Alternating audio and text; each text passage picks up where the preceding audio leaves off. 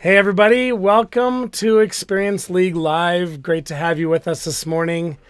My name is Doug, and I'll be the host today. We got some great guests brought to you by Experience League.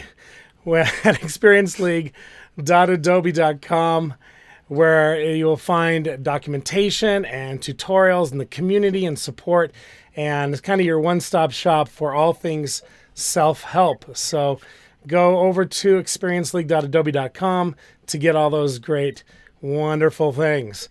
So today we got three amazing guests for you. And we're going to start off by introducing our first guest, which is Aaron Shields.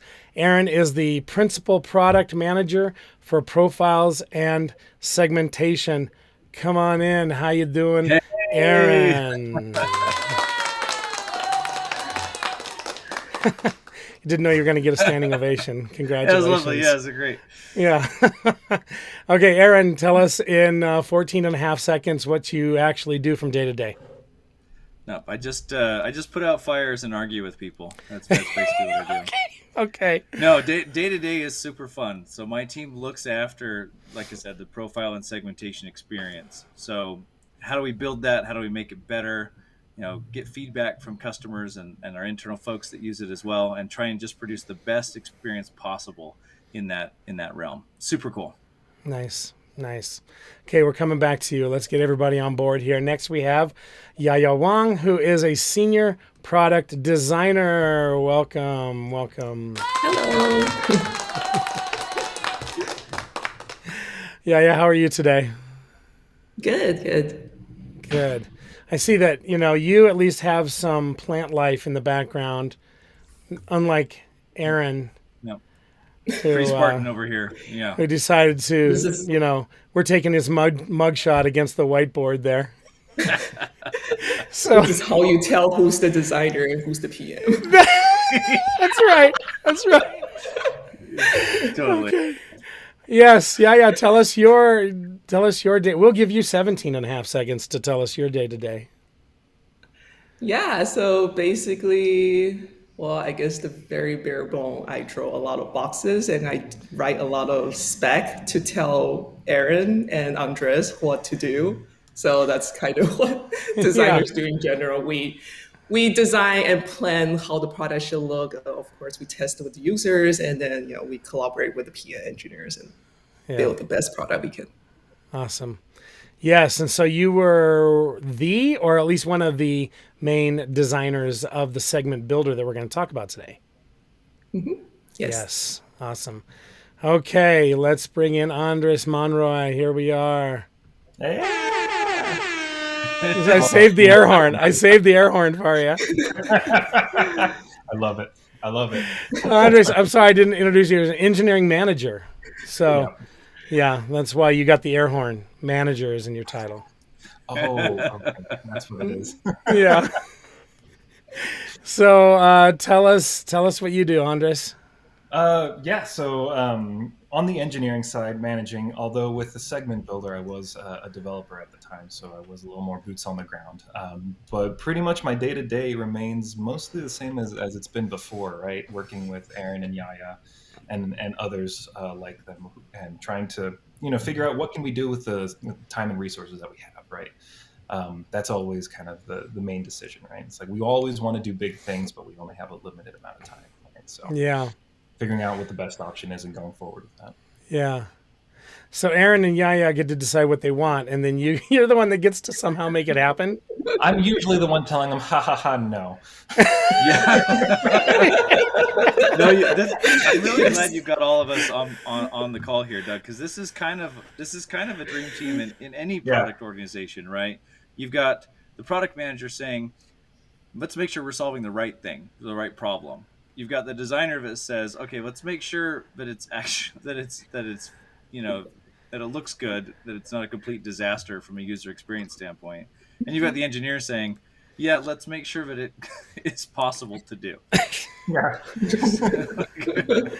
It's great. Yeah. And it's always helpful if you guys can stand to be in the same room. So I know that you guys have a lot of fun together. So that's good. Yep. Awesome. Awesome. Thank you. So we're going to take 10 more seconds each and get to know you a little bit. So I have a question for each of you.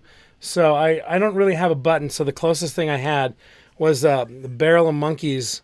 So that's our button today.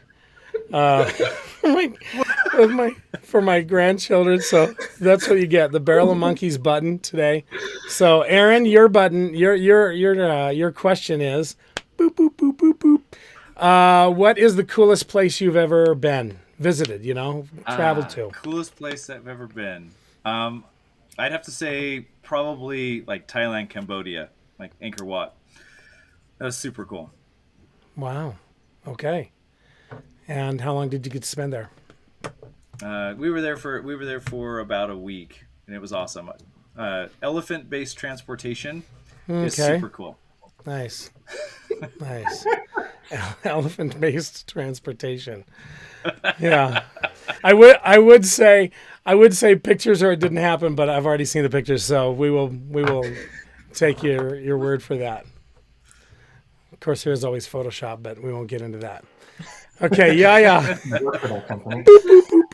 Yaya, you have what is something that you enjoy outside of your regular work responsibilities?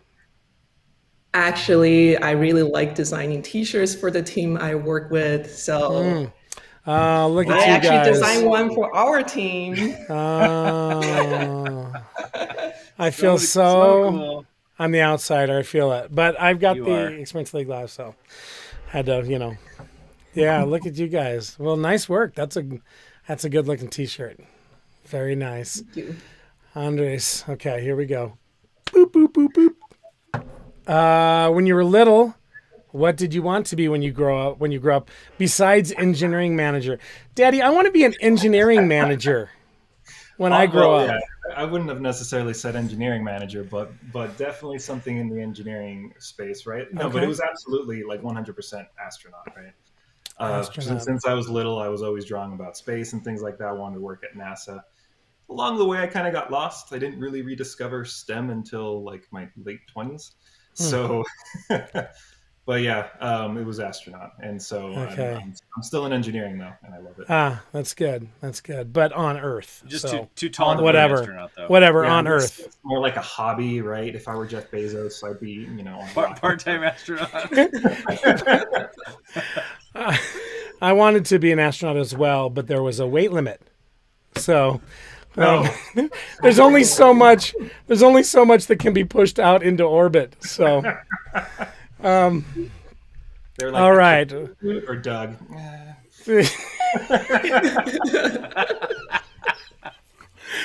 Okay, awesome. Okay, so I'm sure that everybody just wants to hear us chat back and forth the entire time, but we will dive in. So, yeah, we're going to talk about the segment builder in platform and how it works and why it works that way, and some cool things to show you guys how to do today so that you can actually do them right after this. So we're excited to do that today. And we're going to start, though, with you, Andre. So we're going to start with a little bit about why it was built the way it was built on the back end. We'll get to you, Yaya, about why on the front end and stuff like that. But on the back end, and you're dealing with all the data in platform, Andres, what was, what kind of things did you need to think about as you decided how this was going to be built?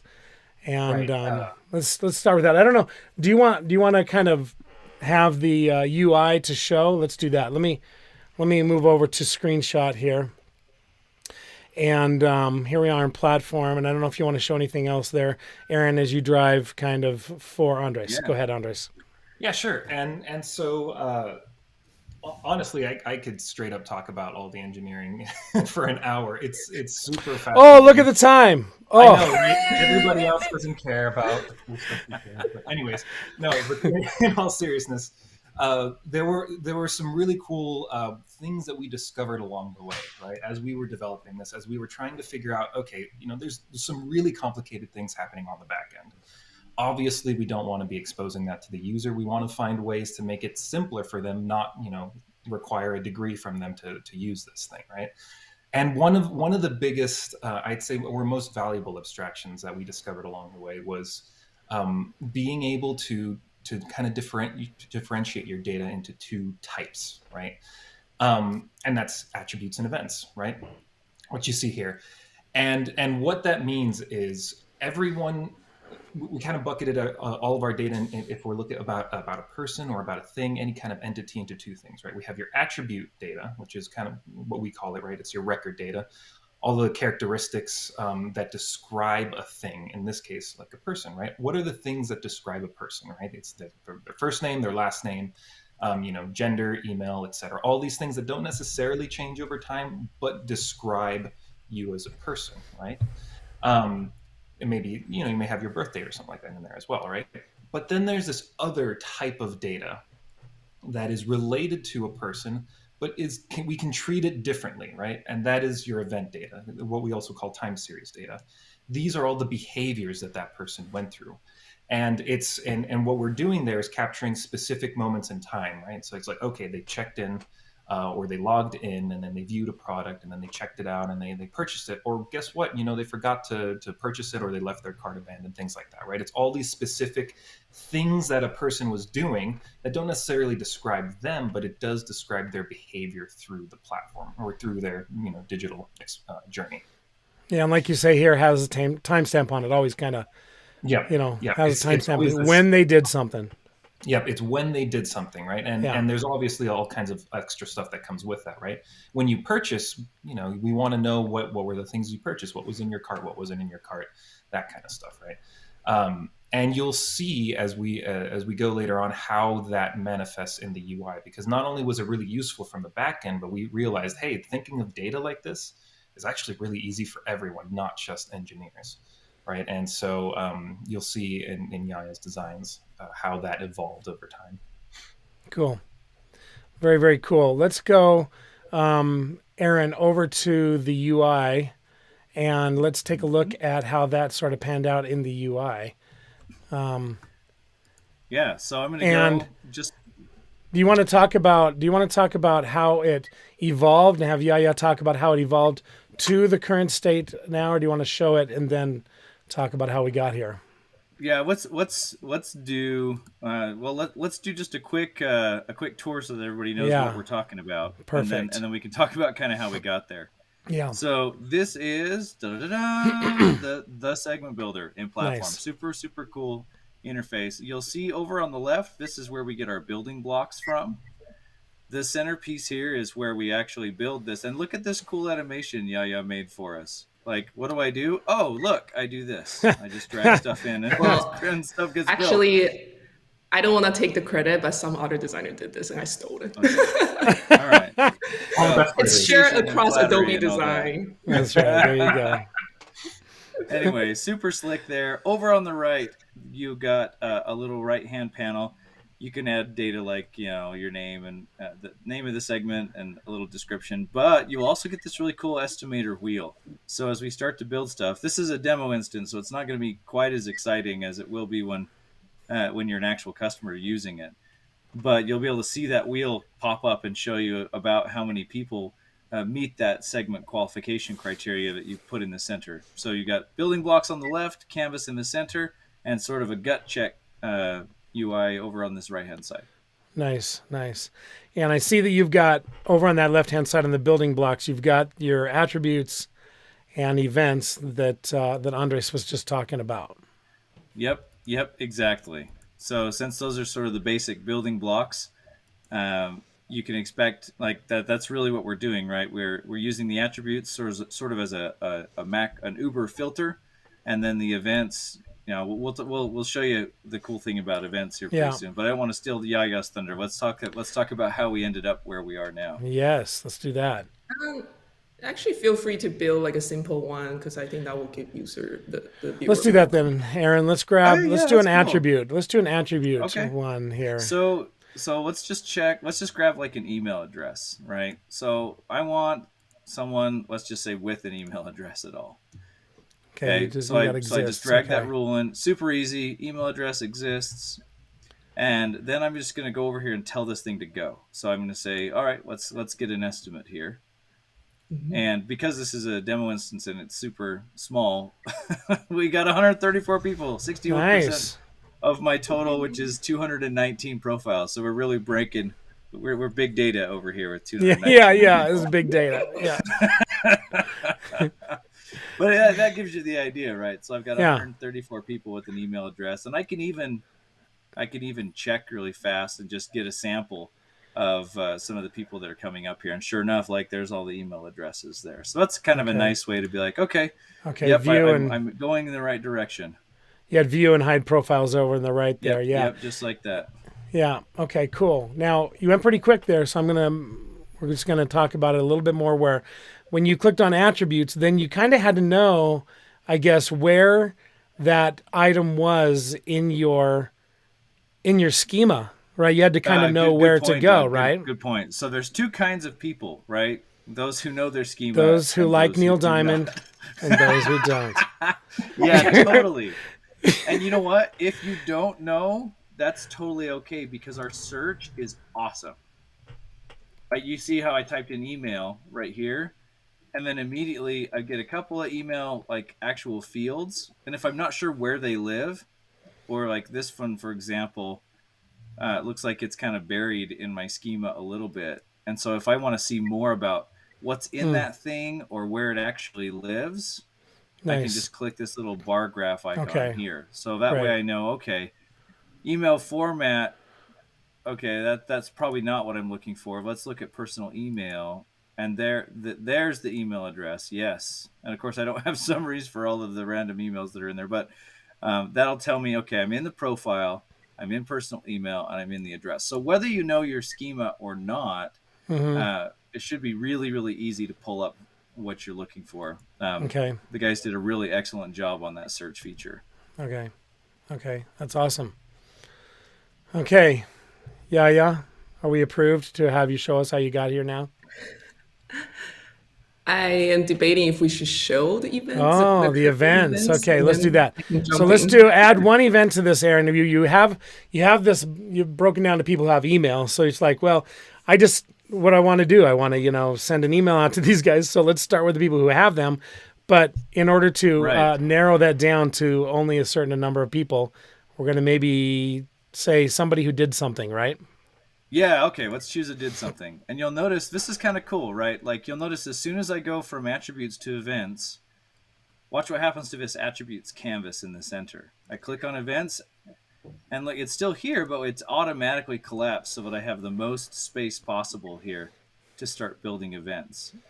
And this is one of my favorite things about this UI. I think we did a great job modeling events as an actual chain of interactions that happens, right? So you can see these random blocks here.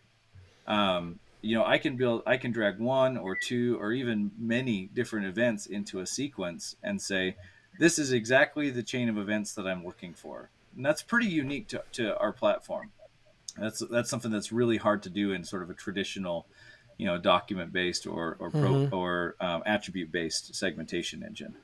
Nice. Which I would love to talk about forever if you guys let me. Yeah. Just take it easy. Just relax. Right. Yeah. So we're just gonna Andres grab. needs his own session. Yeah, The yeah. next We'll bring you episode back will on. just be Yeah. Andres. Yeah, we'll bring you back on. We'll go deep. Yeah. Thank you, Doug. You're so Go kind. deep. Yeah. So I'm just gonna grab skew here, right?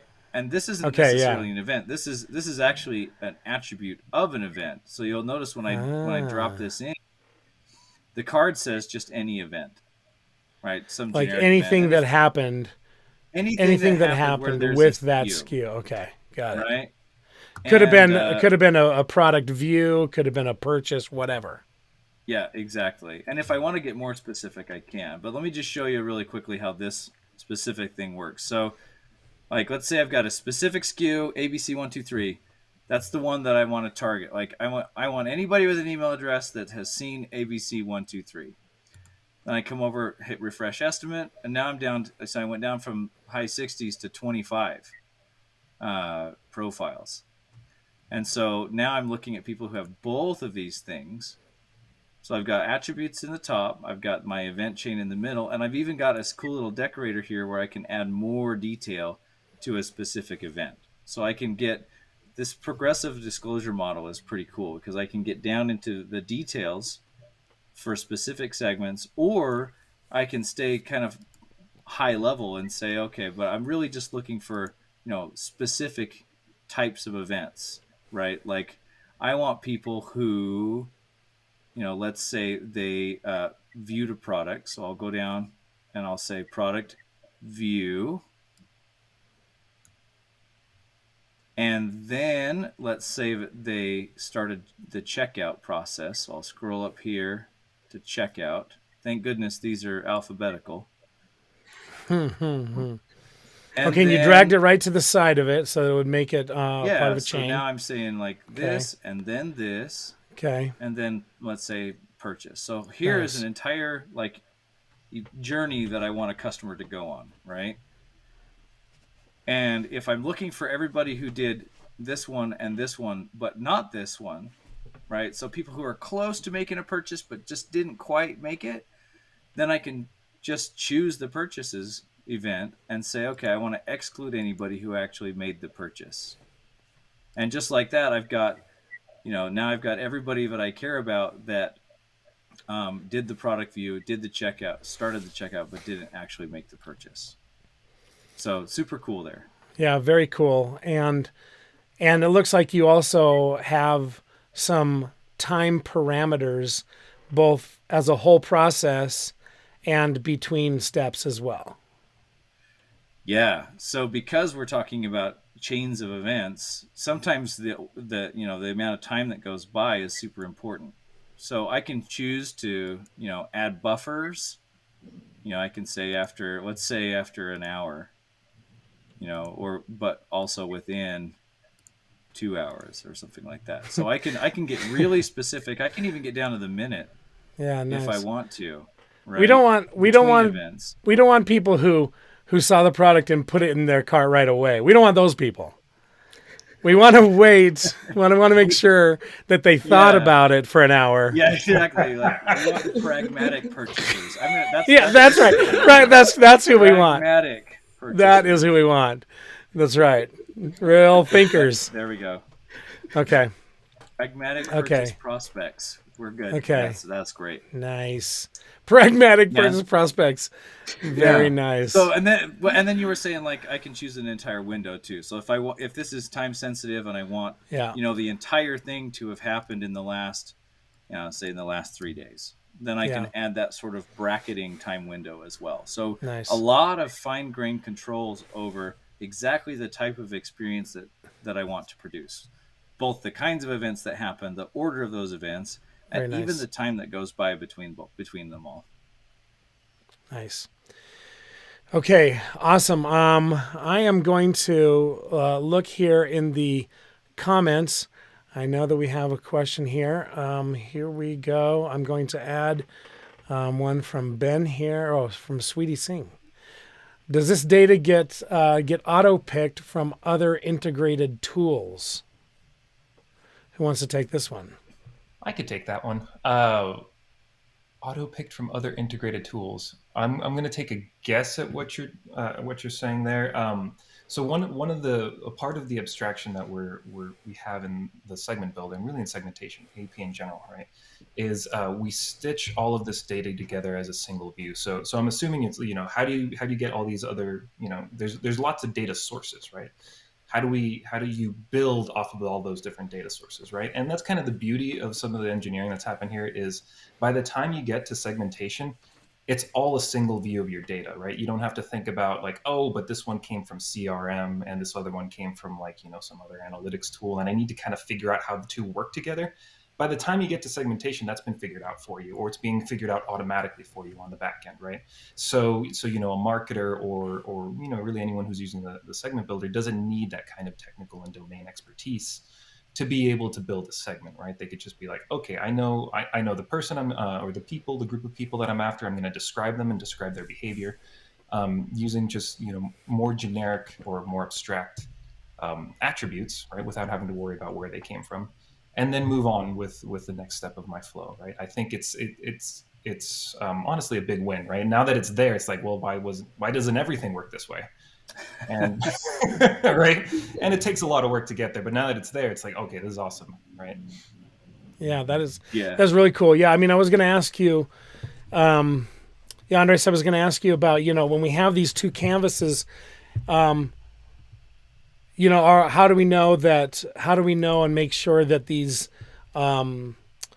data points will match up, right? And that we have attributes about a person, but then how do we know that we're matching up on the same people, in the events section? How does that all get tied together? So there's a few different ways to do it, and a part of what we're doing with like the view profiles is so that you can kind of it's your gut check, right? Like, okay, I'm looking for a specific person, right? I want to make sure that that's showing up in my results, right? And you can and you could do that with the view profiles and get that sample to see like, okay, yeah, that looks like the type of people that I'm going after, right? Because anyone who's worked in segmentation knows that it can get very difficult, especially when you're looking for a very specific group of people, right? It gets complicated. And so that's why you have those kind of gut check tools to make sure that every step along the way you're moving in the right direction. You're kind of funneling your audience in the right direction. Yeah, nice, very good. Yeah, totally. Okay, awesome. Yeah, let's now that we've kind of looked at attributes and we've added some events, and obviously we don't have to have both. We can have one or the other or both. Right. And so let's you can see, Yaya, that I'm dying to have you talk about how this kind of got into this into this way that it looks here, because it's very cool. Yeah, so the current state of design looks pretty straightforward, but we actually went through several design iterations, actually quite a lot. So yeah, as here we Aaron's go. pulling out here, this is the very beginning of our designs, and Aaron, you can feel free to start slowly scroll through. We started the exploration within our design team, just kind of getting feedback from Aaron and Andres, and then as we progressed more, we actually were able to bring this into a built prototype to test with the real users. So actually, a lot of the changes you see over time coming from all the valuable feedback that we got. Our guiding principle, actually, this is a good screen to stop here. Our guiding principle was to actually try to make the segment building experience as natural language as possible. So as you're starting to defining the segment or your audiences, it should feel like you're just forming a sentence in your head. And so Aaron, if you scroll down a little bit, stop here a little bit. Yeah, it's So kind of yeah, fun, now you can see that the right rail starting to appear over here, so that it's kind of off to the side, and we've got now kind of these groups now of attributes and events. This is really cool.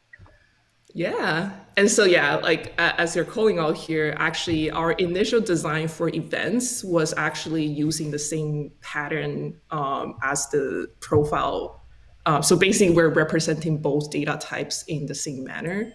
But as we were testing with more users, we realized we should really start introducing a timeline, because that's, if it's an event with time series, timeline is probably the best way to represent that.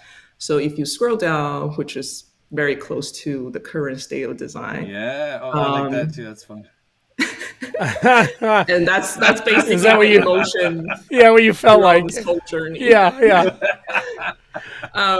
So yeah, as we move towards this timeline design, we realize we're actually enabling more controls for the fine-tuned controls for the time and then the order of events. So yeah, this pivot point really helped us to open up more possibilities how we want to help the users control the events. Yeah, and an interesting side effect about when we moved to the timeline, right? We were actually spending a ton of time trying to figure out all the different edge cases that came up with the previous, like using the attribute, the way you do attributes, but for time series events. Doing segmentation in that way, we were running into so many issues that so many times, right? You would define something one way and you thought it did a thing and then realized it didn't, right? We were constantly running into issues. The moment we moved into the timeline approach, suddenly everything started fitting together, right? What the user was building matched what actually happened, right? Much more often than it did before. So it was a huge improvement all around. Nice. Yeah. Well, so take for example, so the two big questions that we were getting from our user testing was, how do I specify whether the order matters or doesn't matter? Because sometimes I just want two things to happen and I don't care what order that happens in. Mm-hmm. That was one question, and the second question was, can I do like frequency? Can I say, I want people who have viewed the product, but but less than 5 times or something like that, right? I don't want the obsessive, pragmatic purchase prospects. And so doing those two things was really, really hard in that sort of linear rule building mechanism. But over here, it's super easy. So if I want to say how many times, look at this. I can say, okay, at least, at most, exactly, between, whatever. So the case that I was just saying, like, okay, at most 5 times. So on product view number 6, they're out of here, right? No longer part of the segment. So that's super, super easy. A lot of folks that are familiar with recency and frequency from Audience Manager are going to, enjoy that feature because it's a big part of that workflow. The other really cool thing, let me just put this back. The other really cool thing again was the this idea of, okay, what about if the order doesn't matter? So we showed you the event chain, that horizontal event chain, where I want this and then this and then this. But if the order doesn't matter, then I can just actually stack them horizontal or vertically like this. And this says, okay, I'm looking for either a product view event or a page view event, but I don't care which one happens first. And so that ended up being way easier than, trying to build the logic, in a way that, reflected that same thing. So this is a lot more fun if you need both of them to happen, but you don't care the order. This is a pretty snazzy little way to do that. So I super, super like that. Yeah. Right? Let me just throw in there. Let me interrupt because you've got this set up right here like this.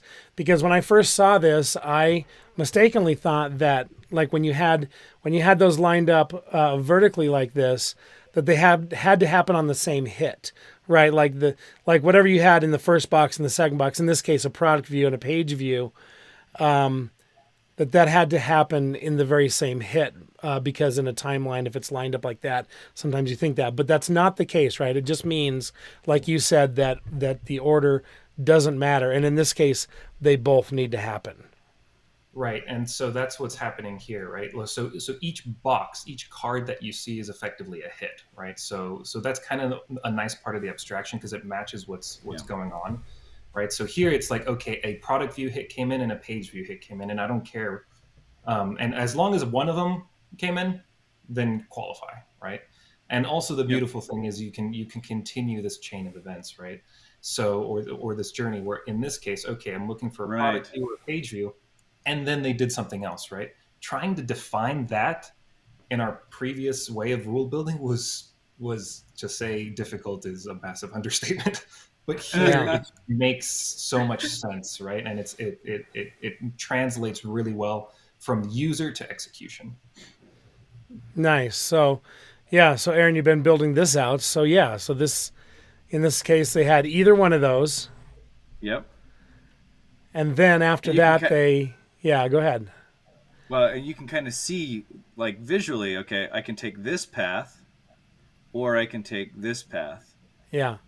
And so it's really, really easy to be like, okay, this is good, all right? Instead of trying to build that logic out. And to answer, right, and to answer another question in the chat, and by the way, you guys keep asking questions in the chat about a specific kind of segment that you're building. We'd love to hear from you. And kind of look at how those might be built in this great segment builder. So keep adding some things there. So here's our next Stump the PM. Okay. Can we mix and match attributes and events? Yeah, we kind of talked about that, right? For example, an attribute and event, or multiple, right? So we talked about that, but go ahead and show how to do that with this. With this one, you could just add an attribute to this, right? People who did all these things, but also they had a specific attribute. Like they were sad all the time. I mean, I'm asking for a friend. Yeah. No. Yeah, it's totally true. Now it depends on what you want to do, right? Like if you want that attribute to apply to the person in general, kind of in an overarching way, then I would add that attribute here in the attributes canvas, and that serves as it's quite literally an overarching filter that I'm going to apply. If I want a specific attribute within an event, right? So remember how we talked about a specific skew before? So you could think of that as an attribute of Hmm. an event. So I can actually take those uh, additional event data and I can just drag it. Watch this, and I just drop it right on top of the product views event, Oh my and then gosh, that brings up magic. this descriptor thing. And now I can actually say, yeah, I want totally want the skew for that product view to be ABC123. Nice. Yeah. Wow, Right. that's super So slick. whether I want it to apply to a specific event or whether I want it to apply in general to the person, I've got the ability to put them in either place. Yeah, that's great. So yes, we can do attributes and events, and that's a great way to talk about attributes and what we really mean by that, right? Is it an attribute of the person? Because we're looking for the number of profiles, right? As we have on the right hand side, we're talking about how many profiles that or how many people, right, that this applies to, Mm-hmm. Mm-hmm. right? Because one of the questions that we have here is, is this evaluated at the visitor level or profile level? Is that, and to me, I mean, maybe we need to understand what Pradeep there means, because to me that's just kind of the same thing. But we're talking about, yes, the profile of a person. Yeah. Well, coming from that world, and Doug, I know you live there too. When we talk about Yeah, visitors, we're usually yeah, talking right. about About you know a device a or a device. Yeah, computer, a very right. very specific thing, right? Yes, got it. And so by default here, we're always talking about people, right?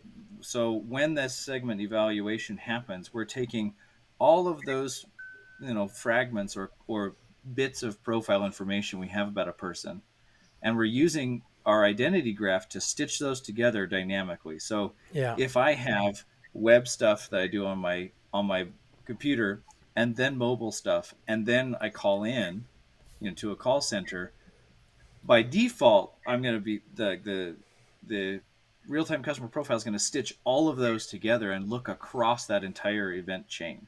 yeah, And there are controls like if you want to get more specific, there are actually ways that you can do that. We won't go into that now because it's a little bit in the weeds, but you can use different merge policies or the way that you combine the data to tell the system that I only care about data from these specific sources, for example. nice. Yeah, okay. Yeah, I hope that answered. Hope that answered your question. Okay, awesome. Uh, Gus also asks when it will be available. It's available now, Gus. We're excited to tell you Yeah, that. super cool. So all the This stuff is that I'm showing you here is straight from platform.adobe.com or yes, experience.adobe.com. nice. Great. Okay, awesome. Okay, now we've got a little bit more time to show a couple of things. So, Aaron, we up there on the left-hand side, we've got attributes and we've talked about those. We've talked about events and we've added some of those on the chain. This is all great, but you have we thought there was just two, but now I'm seeing a third one up there, which is audiences, and you haven't talked about that. So tell me a little bit No. about that and what's available there. Yeah, so super cool super cool thing that's going on here is in addition to using attributes and events, I can also choose audiences, right? And in this demo instance, we're talking about specifically audiences that result from segment definitions I've already created, Here. right? So in this segment builder. So you can see I've got a big list of them. And let's say that I've already done the work. Like I've got the California people segment built here. I've got the cart ad segment here. And so now I just want both of those together. So what I do is I'll just grab the first one and drop it in. See that? And then I'm going to Nice. grab the other one and drop that in like this. And you can You don't see have to. You don't have to rebuild those from scratch. exactly. Oh, And I can choose. man. I can choose or this or this or this and this. And so it makes it super slick. And remember, every time, like this is referencing this exact audience. So anytime that audience changes, or if the segment definition changes, this one that depends on it will change too. So you don't have to worry about keeping everything in sync. It'll automatically stay in sync. And if I don't want that, if I just want to copy the logic and just kind of break the link between the two, then I can actually just come over, convert these to rules, and you can see it'll say, okay, here are the two rules that we're going to convert this audience to. And then I say convert, and there it is right there. There's all the rules. There's the rules. And I can do the same thing here. Yeah. Right. So now it's all converted. These containers, just as a side note, act like parentheses. So if I've just got one thing, I don't need the extra parentheses. Watch this. I'll just unwrap it, and that'll remove that error. There. So nice. Now what I've done, I've copied the logic over. So the other segment definitions can now change, but I don't have to worry about that now. I've got exactly the logic that I care about. Nice.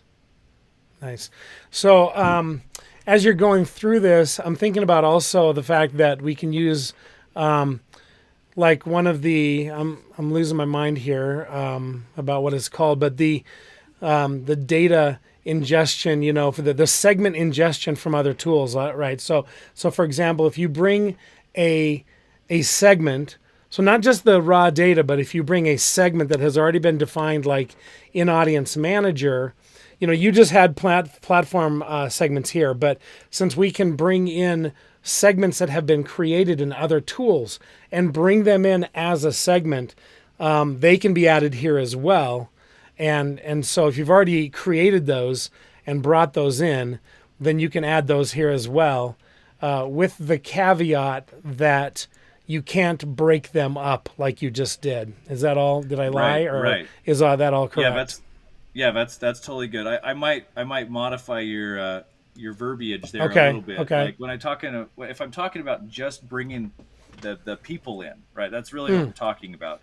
Here's a set of profiles that qualified. I'd call that an audience instead of a segment. But other than that, Doug, you're totally on the money. So Audience Manager allows us, there's an integration for that right now. So if this were hooked up, if this were wired up, you'd see Audience Manager as another top level folder. And then I could drag and drop audiences from there and use those as building blocks too. And one of the really cool things that we're working on is just expanding that into other, not just Adobe sources, but also if a customer wants to bring their own audiences, making that a nice, super slick, seamless process as well. So if they come with stuff that's pre-baked and done that they want to just, add to or, modify, or just use as a building block, they'll be able to do that too. So really excited about that feature. That's really cool. Okay, I have one more question for you. I have time for one more question, and that is, tell me about time.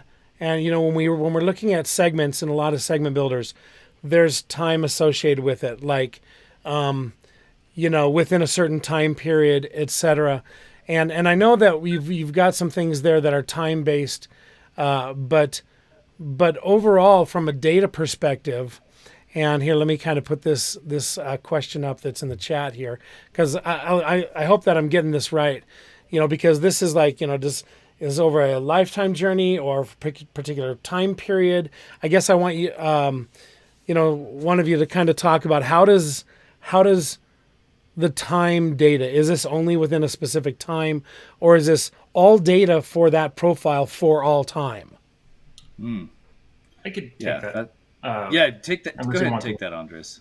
So I think this actually relates to one of the ways that the platform was built, and we pivoted the way we thought about data. And in this case, part of the data platform is, we have all data available. So if you bring in the lifetime history of all events for a particular profile, you have access to all of that, and you can build segments off of that to create audiences, and look at their entire lifetime journey. The caveat to that is that it does affect how you or where you could use those segments, right? So if you want to create a segment that is streaming, right, you can only have a segment that has a look back window, for example, the last 7 days, right, or the last week. An edge segment, obviously for many engineering reasons, we can't look at the entire history of events on the edge because that's a lot of data to have on the edge, right? But there are ways around that, which is actually really cool, right? And that's with audiences, right? If you happen to have a segment that you've defined that looks at a profile's entire history, right? And now you have that audience, right? You generated that audience at one point. What you can do is then reuse that audience in a new segment, right? And use this new segment to activate it on the edge, right? And so you kind of bypass some of those restrictions in creative ways. So anyways, we get yeah, no, that's very cool. Yeah. So I'd say, to answer that question, like anything is possible if you've got enough money and enough pain tolerance. But here are the two questions that you're going to want to ask, right? The first one is, how much of this data do I want to have available in profile for segmentation? Because the fatter those profiles get, the harder it's going to be to move quickly through them, right? And so there might be, if you're looking especially at things like seasonality or year over year type of queries, there's probably a better place in platform, either query service or customer journey analytics, that is better, optimized to build those trends. And then again, let's just feed them in already done into this system for faster evaluation, right? And then the other part is, so how big do you want those profiles to be? And then how fast do you want this segment rule to execute? Andres mentioned edge streaming, and then sort of the snail mail or batch version. And really what we're talking about is, do you want those evaluated instantaneously, within 10 to 60 seconds? Or is it okay if it takes up to 24 hours for that to materialize? And that's really, the system makes the decision. It'll always choose the fastest path based on how complex the rules are and what data is available. So that's a really good thing to keep in mind as well as you're building these. Awesome. So really there's no guardrails other than kind of just what your use case is, right? You could get it done. But again, there might be some that are more expensive or take more time. Yeah. There's really no limitation. It's just kind of up to what you need. Okay, cool.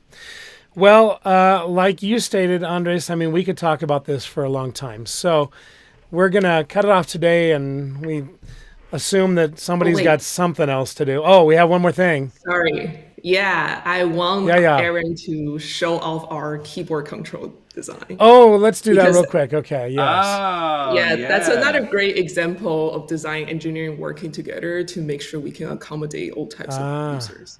All right. It's really so I'm a big great one. I'm a big drag and dropper, but let's go. Let's just show the keyboard controls, which is super cool. So like I said, you could drag and drop like this. This is super cool. But you can also use your keyboard controls. And check this out. So I just hit space to add this event. And now I'm just going to use my arrow keys. So I can stack it with this one. I can bring it in between. Let's put it with the product list additions. And when you hit that space bar, it gives you the opportunity to just use your keyboard to move things. Yeah, exactly. Around. How cool is that? Awesome. Yeah, I love that. So good call out, Yaya. That was a good one. If you like keyboard very, shortcuts, very cool. Actually, way faster to build. Thanks for mentioning that. Yeah. Very nice. That's very nice. I appreciate that. That's really cool. Okay. Awesome. Okay. Well, we have, of course, we must do our last segment, which is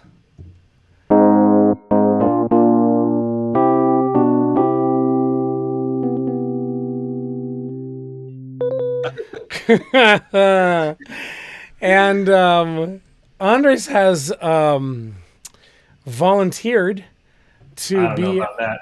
to provide us with our unrelated cool tip today.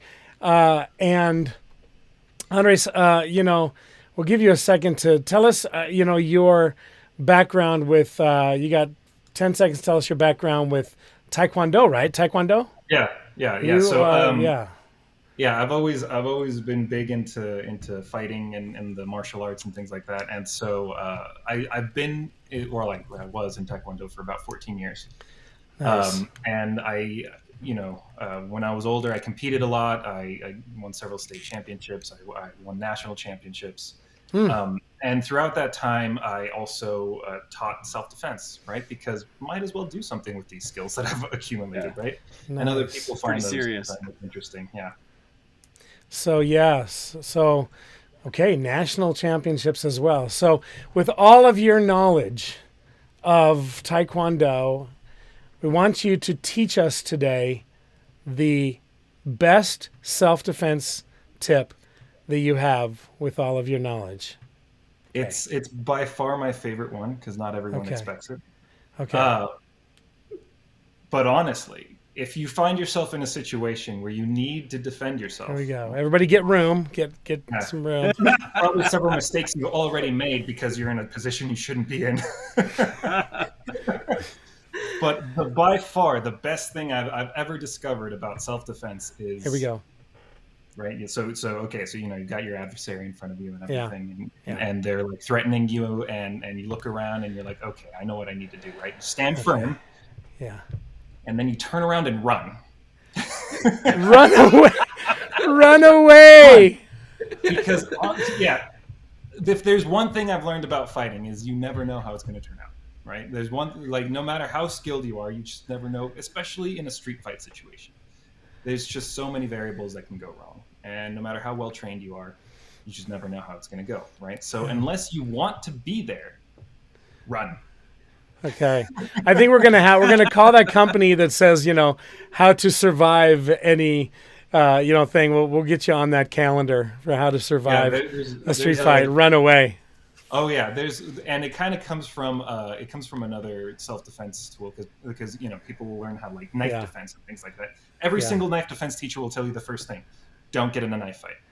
If you're in a knife fight, you've already made several mistakes. Oh my gosh. Run away. Run away. Awesome. Well, thank you. Thank you all for being here today. We could have, like I said, gone through a lot more scenarios. I'm sorry if we didn't get to the one that you wanted today in the segment builder, but we have additional videos and documentation available for you at experienceleague.adobe.com. So come on over to Experience League and check it out. And we have other videos. I know Aaron's got some videos up there, and we have some additional ones to help you understand how to really hone in on that audience segment that you want, and to be able to market to those people. So again, thank you guys for being here. Appreciate your time, and thanks to everybody for tuning in, and we will see you next time. Thank you. Thanks. Yeah.